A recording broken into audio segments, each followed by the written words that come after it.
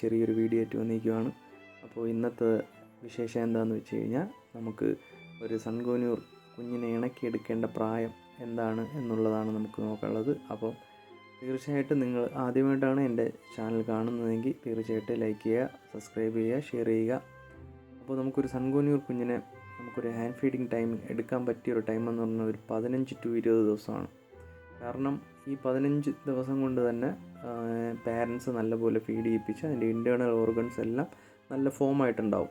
അതിനുശേഷം നമ്മളെടുത്ത് hand feed ചെയ്യിപ്പിക്കുന്നതാണ് ഏറ്റവും ബെറ്റർ. കാരണം എന്താണെന്ന് വെച്ച് കഴിഞ്ഞാൽ, നമ്മൾ അല്ലാതെ എടുക്കുവാണെങ്കിലുള്ള വിഷയം, നമ്മൾ കൃത്യമായിട്ടുള്ളൊരു ഹീറ്റ് കൊടുക്കേണ്ടി വരും, ബ്രൂഡർ പോലുള്ള സാധനങ്ങൾ യൂസ് ചെയ്യേണ്ടി വരും. അപ്പോൾ ശകല റിസ്ക്കാണ്. അപ്പോൾ നമുക്കൊരു 15 ദിവസമൊക്കെ കഴിഞ്ഞിട്ടാണ് എടുക്കുകയാണെങ്കിൽ അവർ ഏകദേശം ഒരു ഫോമായിട്ടുണ്ടാവും, ഫെദറൊക്കെ ഏകദേശം വന്നിട്ടുണ്ടാവും. അപ്പോൾ അതാണ് ഏറ്റവും ബെറ്റർ. അതുപോലെ തന്നെ ഇവർക്ക് കൊടുക്കുന്ന ഫുഡ്, ഒരുപാട് കമ്പനീസിൻ്റെ നല്ല നല്ല ഫുഡുകളുണ്ട്. അപ്പോൾ അത് തന്നെ മേടിച്ച് കൊടുക്കണം. കാരണം അല്ലാതെ സെർലാക്കും അമൃതം പൊടിയൊന്നും കൊടുത്തു കഴിഞ്ഞാൽ അവരുടെ ഭാവിയിൽ അവരുടെ ഹെൽത്ത് ഒരു 15, 20, 25 വർഷം ജീവിക്കുന്നവരാണ് ഇവരൊക്കെ.